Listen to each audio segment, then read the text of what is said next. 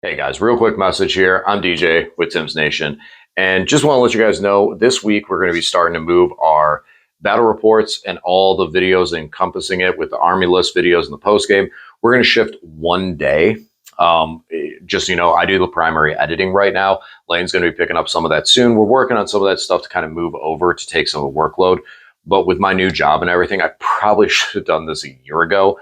And I've been pushing myself. Just been tough. So channel's still here. We're still running strong. We still love all the support. Thank you guys all over for the support. Just want to let you know we're just going to be bumping it ahead one day. So expect our actual battle report this week to come out on Thursday. And that's it. All right, guys, enjoy.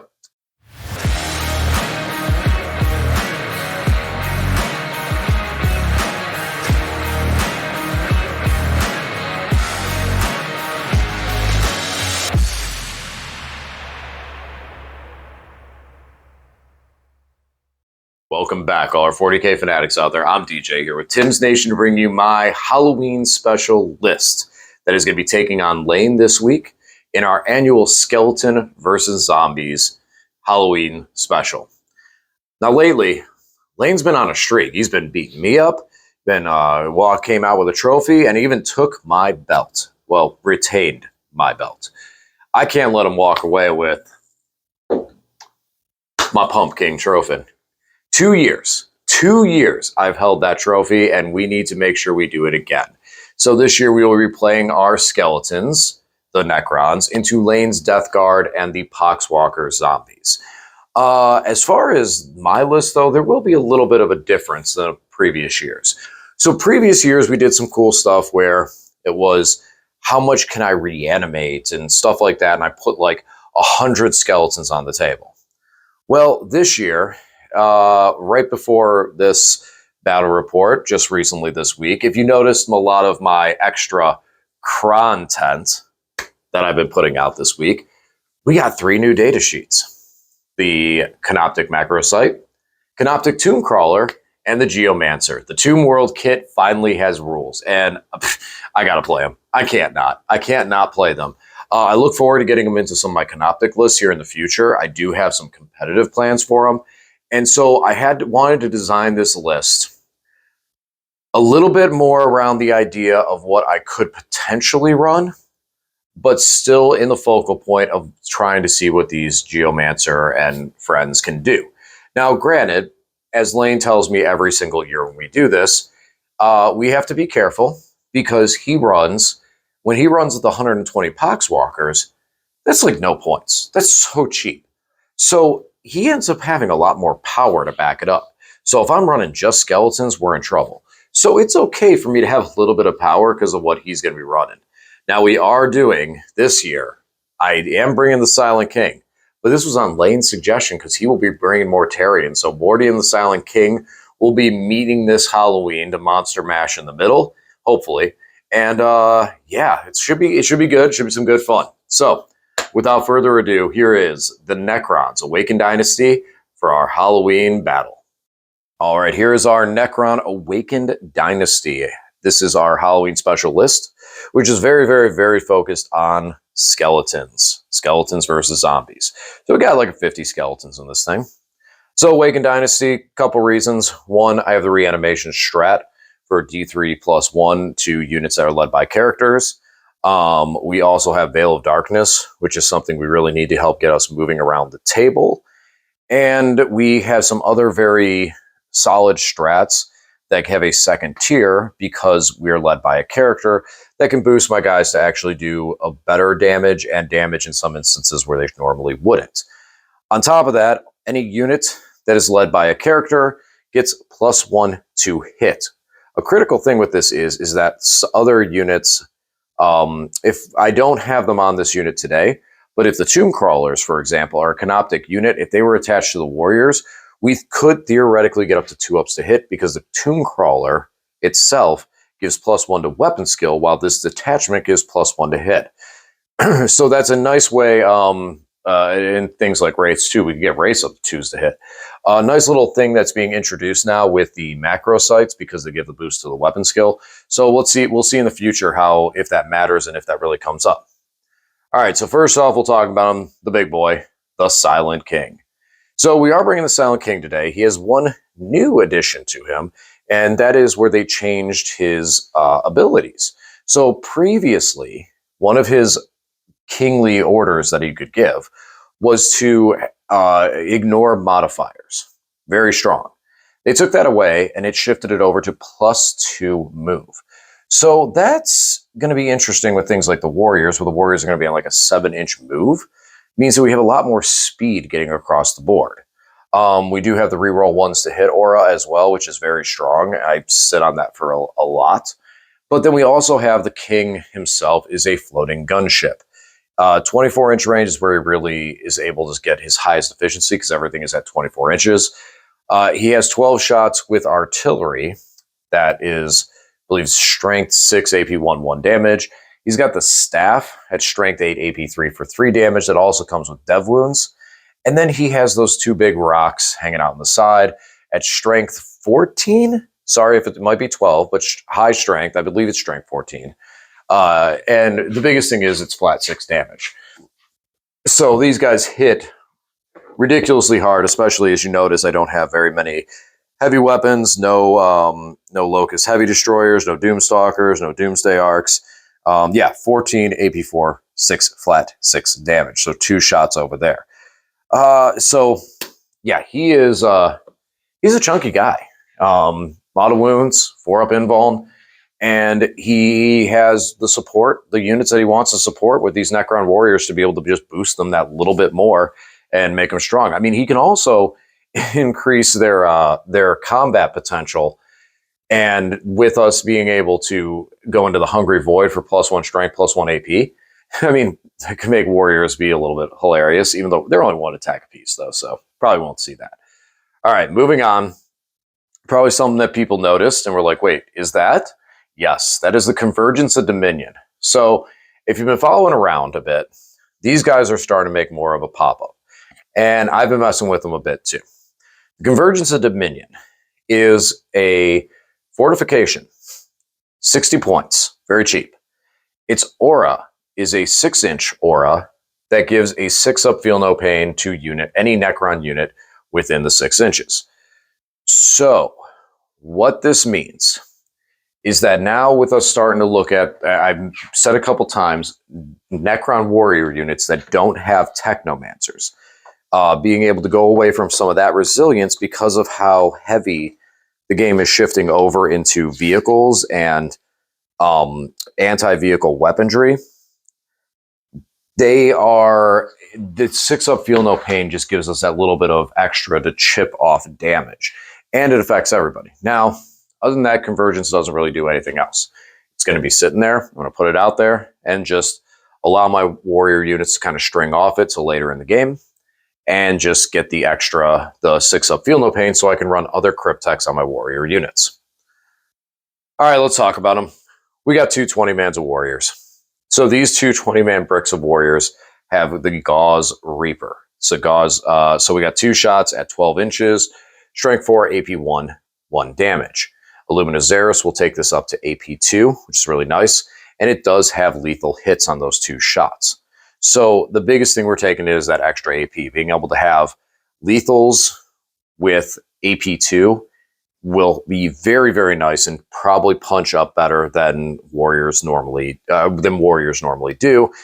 I say normally, I kind of hesitate there because this is there's not much else with warriors. There's not a whole bunch of finesse. This is pretty common for warriors with Szeras and Gauze Reapers and the AP2. But just based on their base stat line, this really does jump them up a lot in power. For each of these warrior squads, they're a 20-man that is going to be led by a Plasmancer. So those crits are going to be on 5-ups, and we have some good mortal wound output from him. And he also can shoot pretty hard, too, with his silly little gun. So a little bit extra damage there. A Royal Warden for each one. Now, one of the Royal Wardens, the one leading the Painting Squad, is going to be the one that has the Veil of Darkness, while the other one is just a regular Royal Warden. These guys, the biggest thing they bring to the table, I mean, it's extra shots from the unit, which is cool, and the gun that he has is pretty good, but the biggest thing that we're bringing him for is the ability to be able to fall back and shoot. Warriors do not do well in combat. You know, there's a lot you could say, like, well, you could do this, you could do that. The fact of the matter is we don't have really enough attacks. And with the attack characteristic, with that and being 20 models, it's going to be hard to get a lot of guys in combat. So we'd rather shoot. If we can fall back and shoot, the squad's efficiency goes up a lot. So I wanted the Royal Warden in there for that. He also, once per game, can ignore a failed battle shock on a unit within 12 inches. That's also pretty nice, because if we warriors get beat up and we do have to take a critical battle shock, we don't have to spend the CP on it and really worry about it, because at least we know once per game we can get away with it with the Royal Warden. The Royal Warden does do 2 damage with his shooting, which is very nice. He will get all the additional buffs. So his AP1 will go to AP2. He has the lethal hits, and he'll be able to get the 5-up lethals. Strength 5 on his gun. I mean, not again, we're looking at the lethals. We're looking at the fact that we have a strat that gives us full rerolls to hit for 1 command point, and having 5-up lethals. That's really what we're looking at for this unit. Just to be able to have the unit hit, pour a bunch of shots on there, especially off of the Veil of Darkness, and just hit a squad with so many AP2 1 damage shots that we just shred them to pieces. So yeah, there's my warriors. There's the skeletons for my Halloween list. And we talked about them, so let's bring them up. Illuminor Szeras. Illuminor Szeras out of Awakened Dying Sea is a humongous tank. He is toughness 8, 9 wounds, 2-up save, 4-up feel no, 4-up set invuln, 4-up feel no pain. He is infantry, so he has access to the strat that allows him to stand back up for 1 command point, and he can move through walls. Lone Op is also his thing. He gets Lone Op when he's within 3 inches of a Necron unit, and he will be within them today because he also gives Armor of Contempt buff, so reducing AP of weapon shot at dudes battle line units specifically that are within 3 inches of him, and he also gives +1 AP to those same units. This is his home. This is where he's at. This is where all 165 points are spent and paid for. He has 36-inch range on his gun, strength 9 AP3, 3 damage.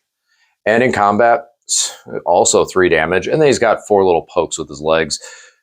All around, a great model, great unit. I love him. And I'm happy that I get to showcase him here today with the things that he is meant to buff. So it'll be a lot of fun with that. Oh, where do we go next? Let's go over into this Canoptic Reanimator, so I just don't forget about him. We are bringing a Canoptic Reanimator. So we made some tweaks at the end with some stuff.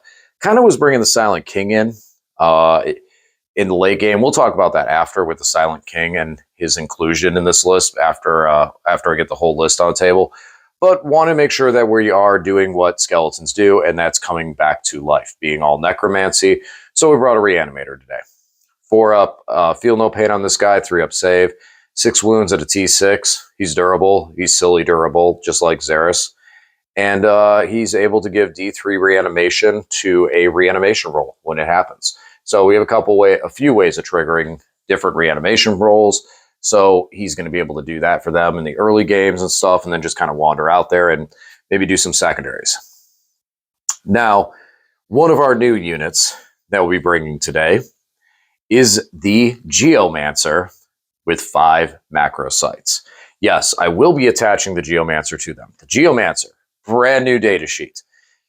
He has the ability to zone out reserves within 12 inches. So we got one. We got that unit. He's 75 points. The macro sites are 85 points. This unit's 160 points. Because the Geommancer is attached to the macro sites, he gains the scout rule. So this unit has an 8-inch move with an 8-inch scout move. It's going to be taking me some time to get used to this unit entirely. Now, the macro sites are able to increase reanimation protocol roll by 1, but you can only do it once per battle round for that ability. Not a big fan there with that. They can boost a Canoptic unit's weapon skill by 1. And they also give a -1 to hit buff if you're within 3 inches of them. So there's a couple abilities there. The Geommancer himself, he's got an interesting gun for damage-wise. He also has a flamer option on it. And he has the ability to target a unit with an 18 and knock 2 off of its move and charge. That's going to be interesting to see how that comes up, especially with some of the Death Guard we're facing. Being able to reduce their move could get highly, highly annoying and could maybe cause some units to get bogged down by other ones. Could be fun. We'll see. We'll see how his role is as far as how I deploy him and how I play him. He could play late. He could play back. Or I can, scout move him up and try and zone a piece of the board out and kind of move the rest of my army over there later. So it's going to be, I'm going to need to practice with him a bit. I think he's got a lot of great skills that he's going to bring to the army, but it's definitely going to take some practice getting used to him and when to use his abilities and when they're going to be effective versus when the -2 move and the 12-inch zone is not going to matter and he's just going to get run over. And that's that. That's the new two of our new data sheets. And the last of the new data sheets is going to be attached to my last unit, which is a 10-man squad of Immortals. These are my other skeletons that I'm going to be reanimating. So we have 10 mortals with the Tesla. I love this squad. I have a lot of fun when I use these guys because they can advance. They have assault weapons. They hit on, they'll be hitting on 2s, led by a character. We can target them for full rerolls to hit. They are sustained 2, but it's sustained on 6s, so there's that. But man, I just love the squad and the efficiency behind that shooting. They do have an Overlord leading them with the Translocation Shroud so that they can auto advance 6 and CP reduction for stratagems that target this unit. We are also going to be bringing Orkin. Big Orkin the Diviner is making his first appearance. As you can see, I just got the model for him. I haven't had him for a while, actually. 4-up invuln for the squad. Pretty good. That's pretty strong. On top of it, once per game, he can go Super Saiyan. We'll talk about that more in a second. Lastly, we are attaching the 2 new Tomb Crawlers to this unit. What that does is that means that this unit will get -1 to hit. We'll ignore modifiers to their shooting when you're within 12 inches of the target, which could be useful. But mostly it's going to be that whole Crypt Thrall factor. As you know, I didn't really mention this, but the Warriors have 2 Crypt Thralls attached to them for the 3 additional wounds. Now that's the same for these guys, except they're 10 points cheaper. They also have some guns. You know, they can shoot. Not great guns, but the big part is the wounds. Now, on top of all that, this does give the unit the Canoptic keyword, which means that they could get a boost to their weapon skill. Not really going to matter too much with these guys because combat's not really going to... The guys that hit in combat from them, it's not going to really be their thing. But all in all, even now I talk about it now, I kind of feel like maybe I should shift them over to the Warriors. Well, during the game, I might shift them over to the Warriors. That's one of the nice things. I can kind of pick when these guys go where and how. So that's also a benefit of them. But ultimately, the unit will still have at least 2 other models that have 3 wounds to help shed those wounds off. We have the 4-up invuln, and the Immortals have an ability that whenever they attack a unit that's on an objective, well, they attack a unit, they get reroll 1s to wound. But if the unit's on an objective marker, they get full rerolls to wound. That, combined with Orkin, who Orkin once per game goes Super Saiyan, he gets triple his attacks, triple his strength, and all successful wounds are critical. And yes, he has devastating wounds. He has 6 attacks, strength 12, that are D3 damage. One time, Orkin can just smack something. So we'll see how he does. We'll see if he gets to click off and go Super Saiyan. It'd be great if he does. I really hope so. But we'll see how that happens. But yeah, now that I look at this more and I'm kind of thinking this through, you're seeing the list change here. I think that those Tomb Crawlers are going to end up over in with my Crypt Thralls. So you might see a little bit of difference in the original opening video for this. Because yeah, it doesn't make much sense. I think that's where they need to go. All right, everybody. That's it. That's the list. So yeah, that is kind of interesting. I can't really think of a reason why I would want the Tomb Crawlers with the Immortals. Giving them Canoptic in this detachment doesn't matter. The only reason that Canoptic would matter is so that if the macro sites are nearby, they could give them +1 weapon skill. But we already have the character with them, giving them +1 to hit. So that one doesn't matter as much. But for the Warriors, they're hitting on 4s. So, and I'm pretty sure Immortals hit on 3s. Maybe they hit on 4s too, but regardless, the Warriors are hitting on, I know the warriors are hitting on 4s. And now you give them +1 weapon skills, so now they're hitting on 3s. And then they get +1 to hit, now they're hitting on 2s. So I like that. I mean, it's a possibility. You know, a rare situation where you go, okay, I have 16 warriors. They are able to get to combat. I'm going to roll. I'm going to spend a command point, go Hungry Void. Now we're +1 strength, +1 AP, and we'll go +1 weapon skill. So now we're hitting on 2s at strength 5, AP 2. Hold on. I want to grab a book. Because I always forget with Szeras if his AP boost is conferred in combat as well. Each child model makes an attack. So he can go improve the armor, but yeah, so he can go, so we can go AP2 in combat with warriors. That's pretty good. That's pretty strong. And since we're here, since we went and grabbed the book, let's go ahead and take a look at the Immortals again real quick. Because this is some stuff like we're not like, oh cool, I'm fighting with Immortals in combat. It's like, oh no, you charged my Immortals. They do hit on 3s. So the detachment buff is going to take them to hit on 2s. So yeah, there's no reason to have them there. So we'll swap that over. We're going to switch those. Nice thing is, though, I can swap that stuff because it's stuff that you have the ability to switch it around. If I really needed to, I could not attach the Crypt Thralls or the Tomb Crawler to them at all. Technically, I could attach either one to the Geomancer. I'd lose Scout Move, but we could. And at the same time, all that stuff can separate and attach because it is entirely right now, when you look at it, I have the 3 big units, Szeras as number 4, Silent King number 5, the Convergence, but I'm not going to count the Convergence because it can't score, so we'll just say scoring units, Reanimator, and the Geomancer and Friends. So you have like 7 units, scoring units.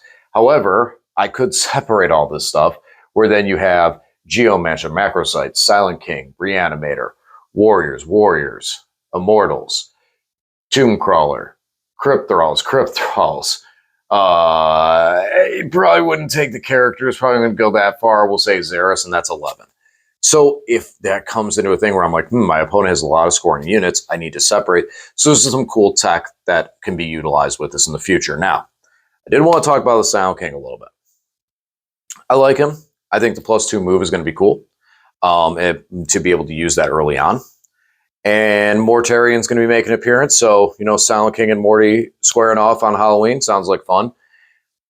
However, if I go into Awaken and Canoptic Court, those are the 2 I'm looking at. If I like this build, I might shift over and drop the Silent King out and go over to something that is just more vehicle focused, such as Locust Heavy Destroyers, and something else that could help in the backfield zoning aspect. So I could use the Geomancer on a front field zoning aspect. So something to look at in the future. It's 165 points for 3 of them.